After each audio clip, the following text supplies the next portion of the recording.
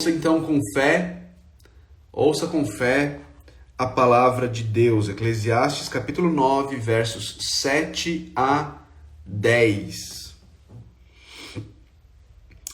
Portanto, vá, coma com prazer sua comida e beba o seu vinho de coração alegre, pois Deus já se agradou do que você faz.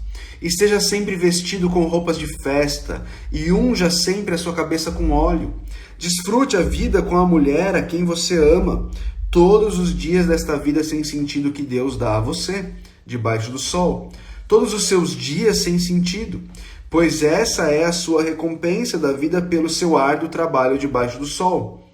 O que suas mãos tiverem que fazer, que o façam com toda a sua força, pois na sepultura para onde você vai, não há atividade, nem planejamento, não há conhecimento, nem sabedoria. Vamos lá. Qual é o nome do filme?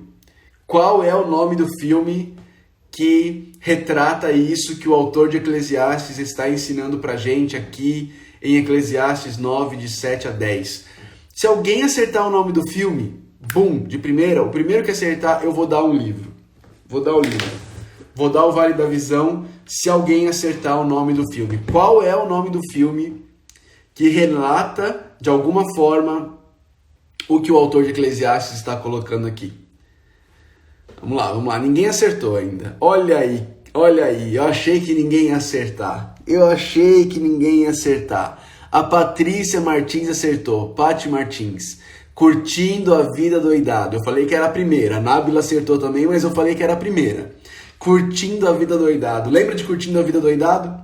Quem lembra? Quem lembra do filme Curtindo a Vida Doidado? Deixa eu ver aqui se eu consigo colocar aqui para vocês a imagem aqui do Curtindo a Vida Doidado.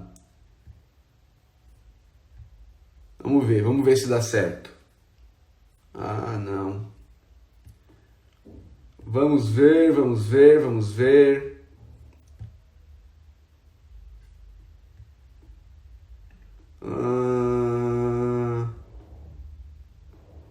Vamos lá, peraí. Capaz que dá certo, capaz. Vamos lá. Salvar, eu esqueci de fazer isso, devia ter feito isso antes, mas às vezes ainda dá tempo. Vamos ver. O pessoal tá que escreve. Vocês não lembram desse filme, Curtindo a Vida Doidado? Lembram ou não lembram? Sessão da tarde passada. Voltei. Era o filme favorito da minha irmã. Aqui, ó. Lembra? Esse aqui é o pôster do filme em inglês, né? Mas esse era o filme favorito da minha irmã.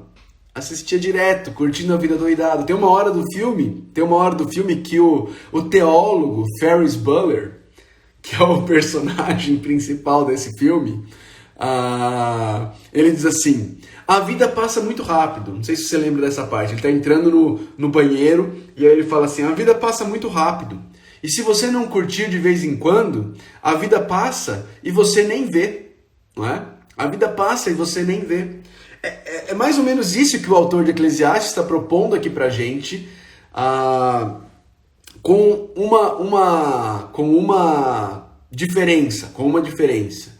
O que o Ferris Bueller define como curtir a vida, como curtir de vez em quando, é bem diferente do que o autor de Eclesiastes está propondo, não é?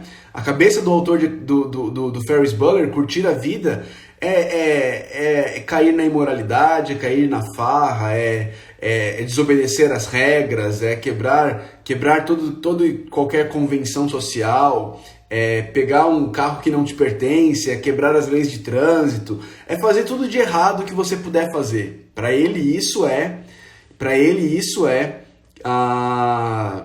curtir de vez em quando, não é? Mas a ideia do autor de Eclesiastes aqui não é essa.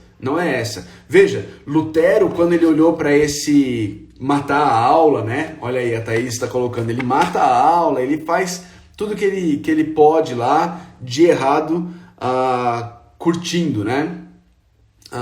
Mas a ideia do autor de Eclesiastes não é essa. Lutero, quando ele escreve sobre esse trecho de Eclesiastes, Lutero escreve assim, ó: o autor de Eclesiastes não está incentivando uma vida de prazer e luxúria característica daqueles que não percebem a vaidade dessa vida, pois isso seria colocar gasolina no fogo.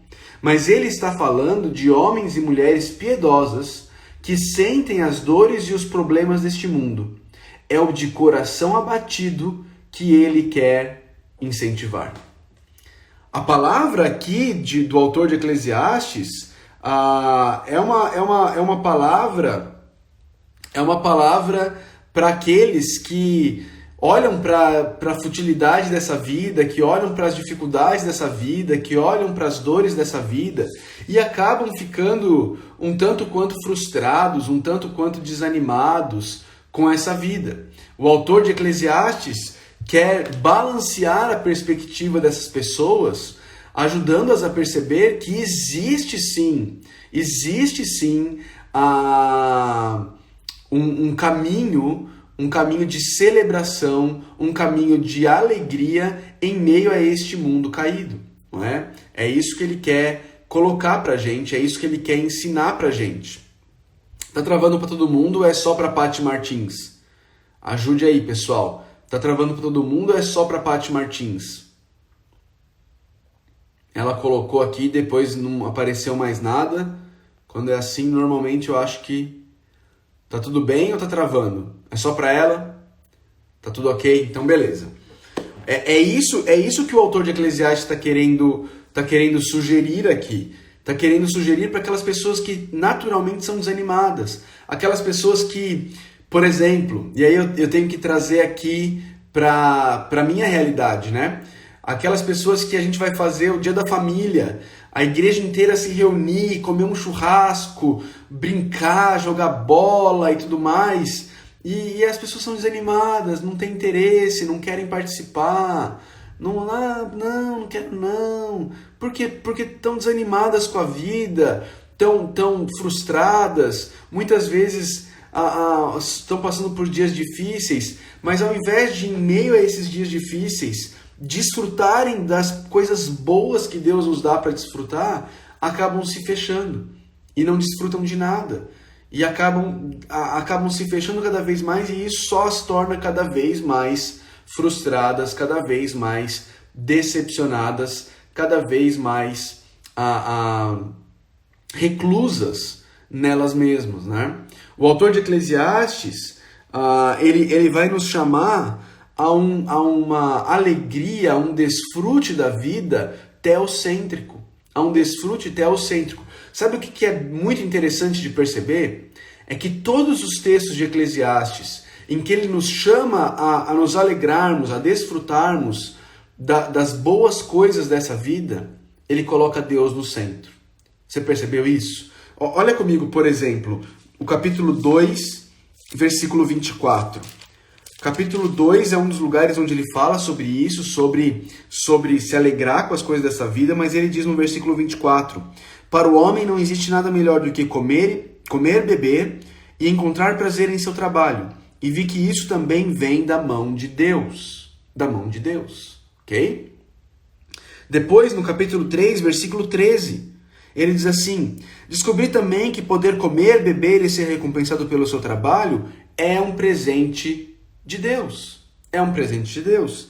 Depois, no capítulo 5, verso 20, ele diz assim: raramente uma pessoa fica pensando na brevidade de sua vida, porque Deus o mantém ocupado com a alegria do coração. Com a alegria do coração.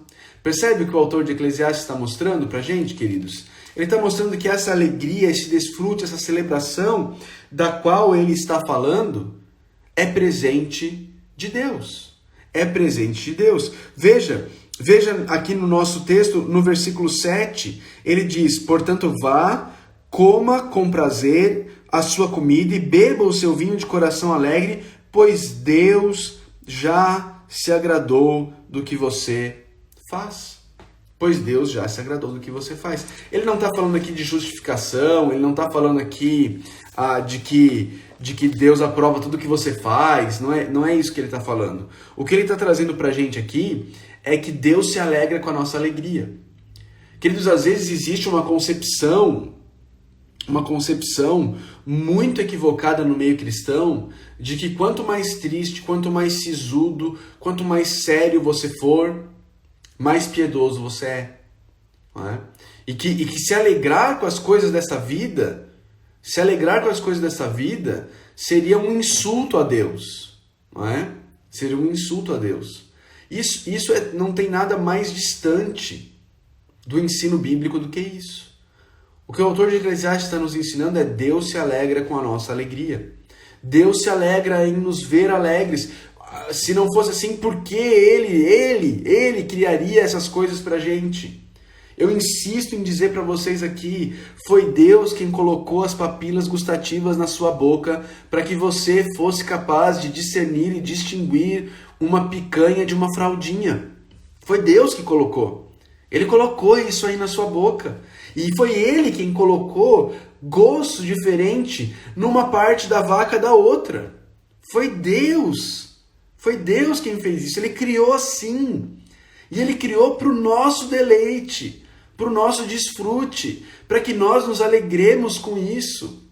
Foi Deus quem criou isso. E nós precisamos viver essa realidade de uma maneira teocêntrica, de uma maneira centrada em Deus, vendo essas boas dádivas como presente de Deus. E aí aqui no versículo 7 ele fala sobre comer, sobre beber, não é? Se alegre. Não seja um asceta, não seja alguém que acha que qualquer prazer é pecado. Não, se alegre. Se alegre com o arroz e feijão, nós falamos sobre isso ontem. Se alegre com arroz e feijão, coisas simples. Se alegre. Ontem, na hora do almoço, eu cheguei em casa. E aí, a hora que eu cheguei em casa, a gente, no sábado, eu comprei uma pipa pro meu filho, mas não estava tendo vento. Mas ontem, na hora do almoço, a hora que eu cheguei em casa, estava ventando. Eu falei, filho, vamos colocar a pipa no alto? E ele nunca tinha empinado uma pipa ainda, ele tem 4 anos. E aí eu cheguei em casa e coloquei aí a pipa no alto para ele. E a alegria de uma pipa voando. Talvez você não consiga perceber, mas tem um pontinho azul ali. Aquele pontinho azul é a pipa. E meu filho está aí com a linha na mão, segurando a pipa, se alegrando em uma pipa voando. Deus nos deu o vento, não é? Deus nos deu a oportunidade de colocar coisas para voar. E aí tá aí o pessoal que tem estudado um pouquinho mais, citando livros aí, né? Morrer de Tanto Viver, As Coisas da Terra, são livros inteiros que escrevem, os autores falam sobre isso, sobre nós nos desfrutarmos as coisas da terra, desfrutarmos as boas coisas que Deus nos deu. E aí, isso envolve a comida, não é? Isso envolve a bebida. Nós não podemos jogar nada do que Deus fez como ruim em si mesmo, não é? Ruim em si mesmo. Deus nos deu essas coisas para o nosso deleite, para o nosso desfrute. Coma, beba, se alegre nessas coisas. Se alegre reconhecendo que Deus que deu essas coisas. Aí depois no versículo 8 ele fala, se vista com roupas de festa. Essas roupas aqui eram roupas que soldados usavam quando eram celebrados depois de uma vitória, ou que escravos usavam no dia da alforria deles, ou que sacerdotes usavam em dias festivos de celebração. Eu e você precisamos nos lembrar disso. Você quer uma aplicação prática disso daqui? Vou dar uma aplicação prática. Talvez algumas mulheres e irmãs aqui vão ficar bravas comigo. Mas minha irmã, não fica de pijama o dia inteiro, não. Não fica de pijama o dia inteiro, não. Acorda, toma um banho, faz uma maquiagem, troca de roupa, se veste, se prepara. Faça isso, você celebre a oportunidade de colocar uma roupa bonita, em que você se sente bem. Ah, pastor, eu sou pobre. Gente, ser pobre não é desculpa. Nós somos pobres, mas nós somos limpinho, não é verdade? Não é verdade? Coloca uma roupa, não é? Não fica o dia inteiro de pijama em casa, não é? É disso aqui que o autor de Eclesiastes está falando. É disso aqui que o autor de Eclesiastes está falando. Se vista, põe um perfume. Ele fala, olha aqui, unja sempre a sua cabeça com óleo, põe um perfume. Serve para os homens também, passa um desodorante, cara. Passa um desodorante. Larga a mão dessa besteira aí de que homem tem que cheirar suor. Isso aí é ridículo, um machismo besta. Passa um desodorante, põe um perfume, corta esse cabelo, não é? Apara essa barba, não é? Se prepare para encarar a vida. Se prepare para encarar a vida, para encarar o dia que Deus te deu. O dia que Deus te deu. Fica aí todo mulambento o dia inteiro, não é? Não faça isso. Esteja sempre vestido com roupas de festa, unja sempre a sua cabeça com óleo. E aí o versículo 9, desfrute da vida com a mulher a quem você ama todos os dias desta vida, sem sentido que Deus te deu, desta vida curta que Deus te deu, não é? Essa vida curta que Deus te deu. Desfrute. E aqui tem um toque para nós casados, não é?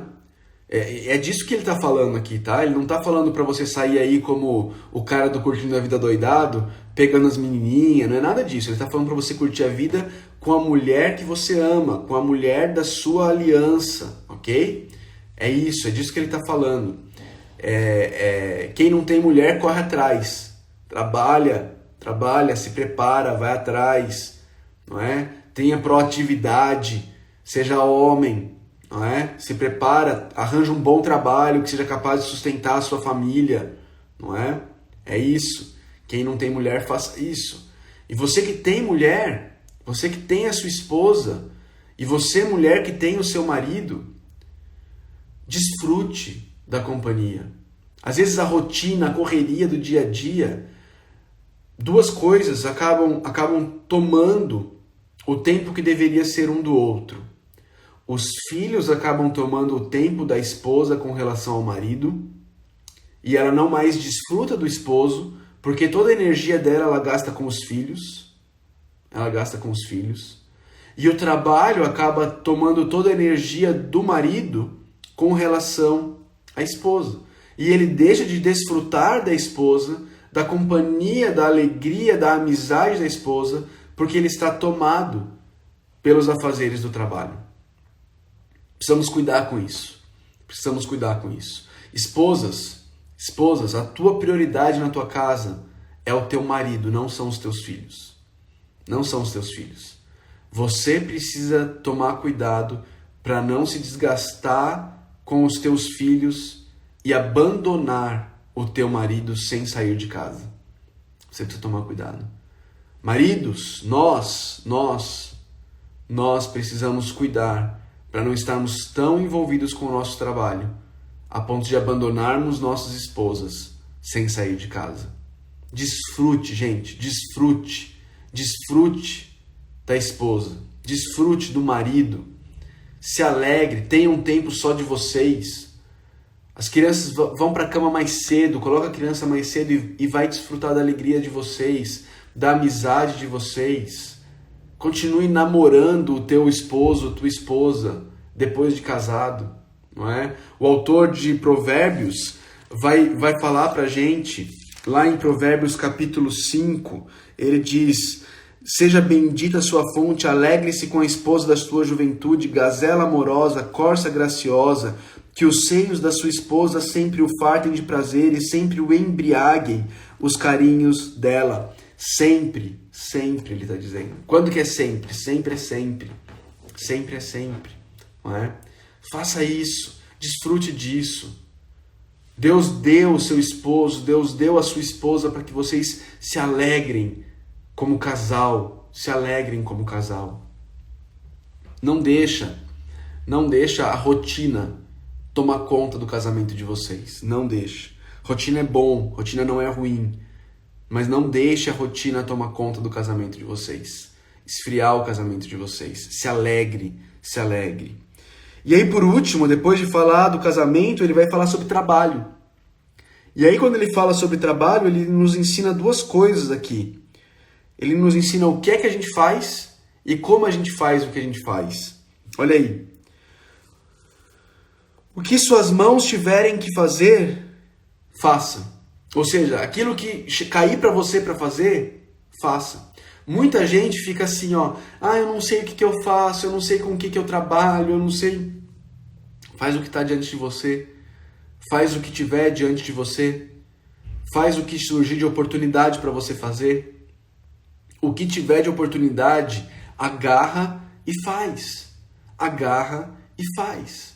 O que você tiver para fazer, agarra e faz. É isso que o autor de Eclesiastes está dizendo. O que as suas mãos tiverem para fazer, que o façam. E façam como? Com toda a sua força. Muitos de vocês estão sempre pensando no emprego ideal. Estão sempre sonhando com aquilo que vocês não têm. Estão sempre idealizando algo que não é o que Deus colocou nas suas mãos hoje. E aí vocês não fazem o que está nas suas mãos hoje com toda a sua força. Porque você tem a mente dividida. Você está sonhando com o que você não tem. Você está sonhando o que você não tem. Por muitos anos eu tive que lutar com isso em relação ao ministério. Por muitos anos. Sonhando com um ministério idealizado e mal realizando o ministério que eu tinha diante de mim. O ministério que Deus me deu. Não é? O ministério que Deus me deu.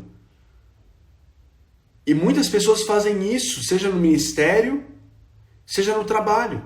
Você está no trabalho, mas você está sonhando com o emprego que você ainda não tem. E ao invés de você ralar nesse trabalho que você tem, dando tudo de você nele, você fica sonhando com o que você não tem, e aí você está no trabalho, mas você está distraído, você está no trabalho, mas você está olhando o Instagram, você está no trabalho, mas você não está com a cabeça lá. Foca. Se você focasse no seu trabalho, você provavelmente conseguiria fazer tudo o que você precisa fazer no seu dia de trabalho em umas 4 horas de trabalho. E depois você poderia usar as outras 4 horas para ir além.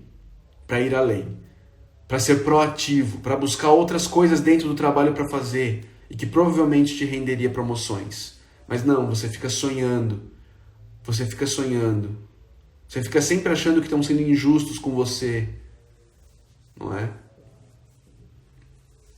O autor de Eclesiastes está falando: o que as suas mãos tiverem para fazer, que o façam com toda a sua força. Pois na sepultura para onde você vai, não há atividade, nem planejamento, não há conhecimento, nem sabedoria. É agora. Faça agora. A gente perde muito tempo. Nossa geração é uma geração que fica sempre sonhando com o ideal. Seus avós não tinham isso não. Era o que tinha para eles, era o que pintava. É roça, vamos para roça. É na mecânica, vamos na mecânica. É na construção civil, vamos. A gente fica cheio de...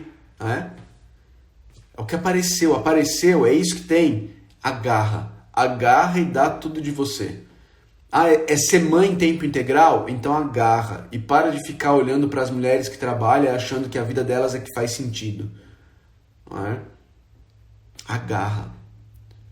É ser Uber, como o irmão aí colocou, o Pedro. Então agarre e seja o melhor Uber que você puder ser. Trate seus clientes com cordialidade. Não seja um cara chato que fica falando demais.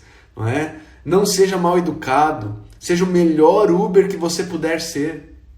É isso que tem para hoje? Então agarra. Agarra. Não é? A gente precisa aprender. Aí aqui a gente tem que achar um equilíbrio. Qual que é o equilíbrio que a gente tem que achar? Existe um risco nisso tudo que a gente está falando.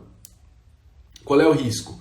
O risco é você começar a adorar os dons, ao invés de adorar o doador dos dons. Esse é o risco. adorar os dons ao invés de adorar o doador dos dons. Esse é um risco. E aí eu sempre uso uma ilustração que eu quero compartilhar com vocês. Ainda não usei aqui nessa nossas devocionais de Eclesiastes, eu quero usar com vocês. Aqui Caldas Novas é uma cidade turística por causa das águas termais. Então tem muito parque aquático. E na entrada da cidade tem um outdoor muito grande, com a Praia do Cerrado, que é uma praia termal num clube aqui de Caldas Novas. E tem lá e está escrito assim, ó, refresque-se. Não é? Refresque-se. E, queridos, eu queria propor que quando eu e você adoramos as dádivas, ao invés de adorarmos o doador, seria como se nós estivéssemos vindo de Goiânia ou de Brasília num Uno Mille. Um Uno Mille que os vidros não abrem e que não possui ar-condicionado. Tá calor aqui no Cerrado. E você tá chegando aqui em Caldas, tá quente, você vê aquela placa, aquele outdoor enorme, com aquela foto da Praia do Cerrado, aquelas famílias se divertindo, jogando a água para cima. E aí você sai do carro, você para o carro, você sai do carro e você vai até aquele outdoor, você para diante do outdoor assim e fica ali, diante do outdoor, parado, ali, esperando. Esperando o quê? Esperando ser refrescado pelo outdoor. Mas o outdoor não está ali para te refrescar. O outdoor está ali para apontar para o lugar onde o seu corpo vai encontrar refrigério para o calor que está fazendo no Cerrado. Assim são as boas dádivas que Deus nos deu. Elas têm um propósito. Nós devemos usá-las com alegria, mas elas não foram dadas por Deus para que a nossa alma encontre nelas satisfação. Elas são incapazes de nos satisfazer. Elas são incapazes de refrescar a nossa alma, mas elas são placas que apontam para o doador delas, e é nele que nós vamos encontrar refrigério para nossas almas. Não pare diante da placa. Não faça da placa o seu destino final, mas use a placa com alegria e com sabedoria para ir dela para o doador. Ir da dádiva para o doador. Em gratidão. Mas tem um outro erro, que é o erro dos ingratos. É o erro dos que desprezam as dádivas. Não faça isso. Lá em 1 Timóteo, capítulo 4, versículo 4, Paulo diz assim, a partir do versículo 1, 1 Timóteo 4, do 1 a 4, rapidinho. O Espírito diz claramente que nos últimos tempos alguns abandonarão a fé e seguirão espíritos enganadores e doutrinas de demônios. Caramba, doutrina de demônio deve estar falando do quê? Deve estar falando dessas pessoas que vivem em imoralidade sexual. Continua. Tais ensinamentos vêm de homens hipócritas e mentirosos, que têm a consciência cauterizada. Do que ele está falando, gente? Eles têm a consciência cauterizada, versículo 3. Proíbem o casamento. Proíbem o consumo de alimentos que Deus criou para serem recebidos com ação de graças pelos que creem e conhecem a verdade. Pois tudo que Deus criou é bom e nada deve ser rejeitado se for recebido com ação de graças, pois é santificado pela palavra de Deus e pela oração. Não seja um ingrato. Não seja alguém que cai na doutrina de demônios. Alguém que proíbe você de desfrutar das boas coisas que Deus te deu. Mas receba as boas coisas que Deus te deu com alegria no coração. Casamento, comida, bebida, trabalho, com alegria no coração. Se entregue a isso. Não como destino final, mas como placas que te levam ao doador. Aquele que sim é o destino final e a satisfação das nossas almas. Amém?